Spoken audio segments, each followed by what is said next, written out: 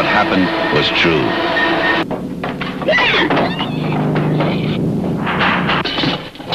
The most bizarre and brutal series of crimes in America.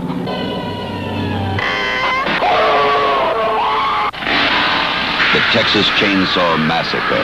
After you stop screaming, you'll start talking about it. Rated R.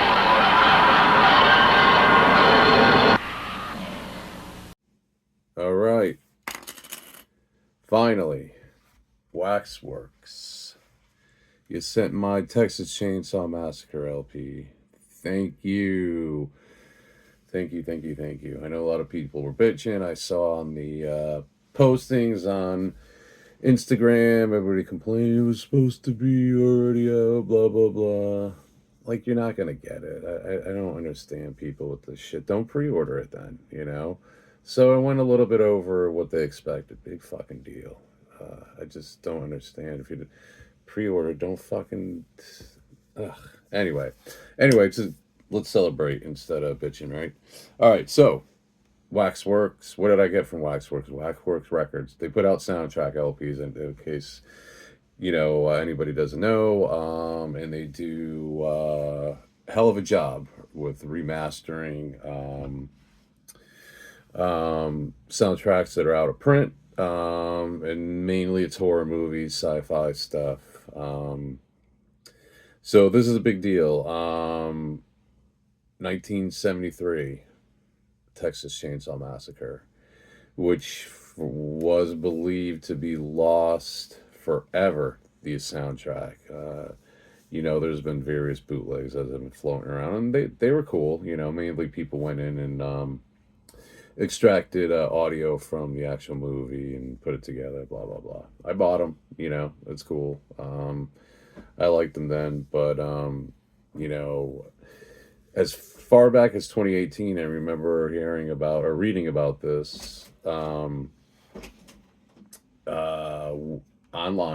and I'm going to put the interview with Wayne Bell in addition to Toby Hooper. Wayne Bell was the one that really put together this soundtrack, you know, with his musical endeavors, you know, using... what do you use?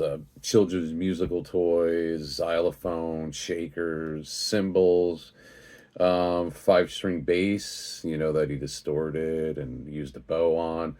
And yeah, right, this sounds like the birth of maybe what we consider, what came a little bit later, late 70s, industrial music.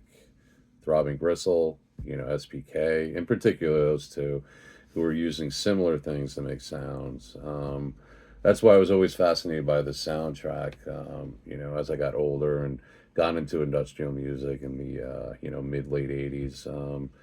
I was like, God damn, you know, Texas, that's a friggin', you know, noise, industrial, ambient record, you know. So anyway, I'll leave that in the description, the interview. It's pretty cool with Wayne from, like I said, 2018. But you know, it took that long for him to, you know, don't forget we went through 5 years of pandemic and all this shit. So anyway, okay, so let's get to it. I opened the box of this record. I've not opened the vinyl sleeve, the plastic itself. So I'm going to go step by step. We're going to open that up. I'm going to put it on the turntable and play. I'll probably break away from this this part and then I'll go play it. But anyway, let's get to the actual box. Like I said, box is already open. All right, so here's the box. All right. And I'll link anybody that's interested in buying it. I'll definitely leave a link. I don't know if this is sold out or not. The actual version that Waxworks Records putting out.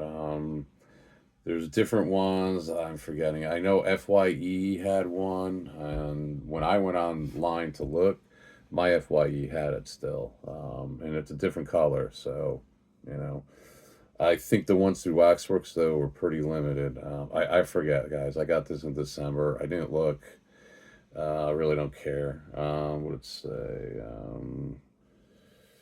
This is the hand poured colored vinyl. And then it has exclusive linear notes by composer Wayne Bell. Booklet with production and behind the scenes photography. Let's see, available for the first time in any format. Yeah, it's on CD, probably tape too, I believe, and scored from the original masters. Okay, so here we go. Here's the actual LP. I didn't even listen to it yet. Still in the shrink wrap. As usual, these guys do a great job. So there you go. Yeah.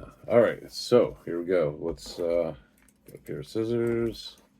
Hopefully I don't fuck anything up. All right. Let's tear this off. I'm a weirdo, so I'm gonna save that sticker. I put it in the when I put it in the sleeve, vinyl sleeve. I actually put it. I like having anything that was written like that, or a sticker or anything. I keep them. I'm a weird collector, right? So be it. All right. So, all right. I will.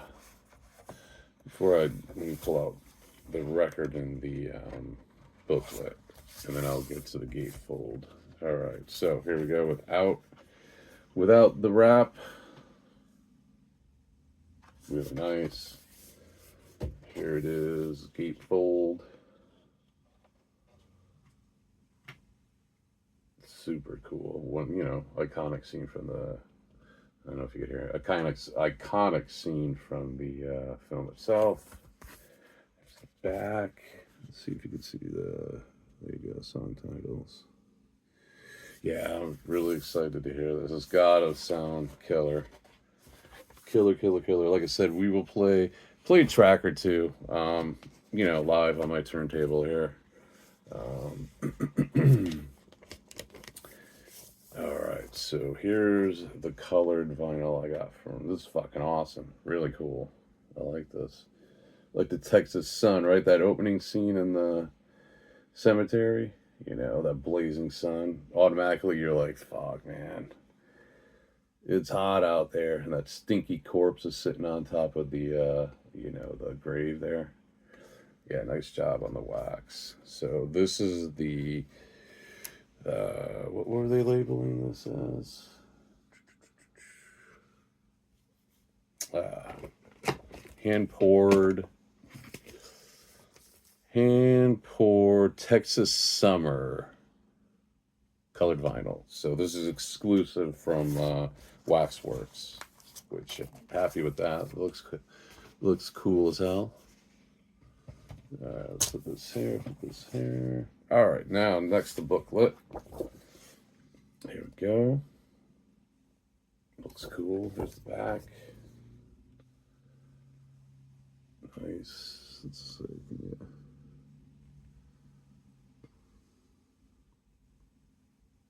Sorry. Okay, there you go. All right, so you just flip through it here. So it says behind the scenes. I don't want to ruin it for everybody. I'm just gonna flip through a couple because people. All right, so let's see something. Here we go. Just to probably there you go. These are shots I've never seen before, even in Fangoria from back in the day or fanzines. So I'm sure these are. Thought it said exclusive, so that's fucking killer. Really cool. Here's a cool shot. Leatherface. I don't want to give away there's Leatherface. There you go. I don't want to give away that other photo. Anyway, yeah, you know what? I'll stop there because I don't want to ruin it for people that haven't opened theirs yet. But there you go. Thanks, Waxworks. I'm excited to listen to this. Thank you, Toby Hooper, for this movie. And yeah, it's cliche, but I fucking one of my favorite movies. I love it. From the time I saw it on VHS, when I haven't shouldn't never been watching something like that in the '80s. Probably trying to think. I know me and my brother watched it. We had no business one. He thought it sucked. I remember he watched it before me, and God, this had to be like 80. Oh man, I don't know. I think I'm gonna say somewhere between 83 and 85. It was the first time I watched it. Like I said, way too young. I remember him saying, I came downstairs. I think I woke up. He watched it before I was up, like a Saturday morning or something. We rented a bunch of movies. He's like, the fucking movie sucks. All the girl does is scream and stuff. There's nothing going on. I'm like, what? So I don't know. I didn't feel the same. I was like, holy fuck, this is twisted. Now it blew my mind. So I was, figure about 9, 10, 11 years old. And just I don't know. That's where he thought the screaming was cheesy. I just was like, oh my god, this is just relentless. Relentless. What they're doing to her.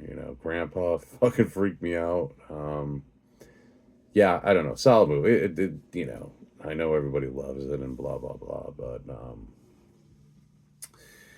definitely definitely left an impression with me. And behind me, then there you go. You can see one of my faves on the wall. The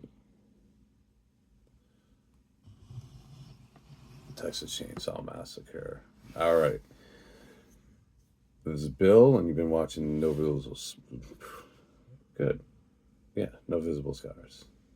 Screw up my own name. All right. I'm too excited. I want to listen to the record. Okay. See you soon. This is the movie that Rex Reed called the most horrifying motion picture I have ever seen. This film is positively ruthless in its attempt to drive you right out of your mind. Sally, I hear something. Stop! Stop! The Texas Chainsaw Massacre. From New Line Cinema. Rated R.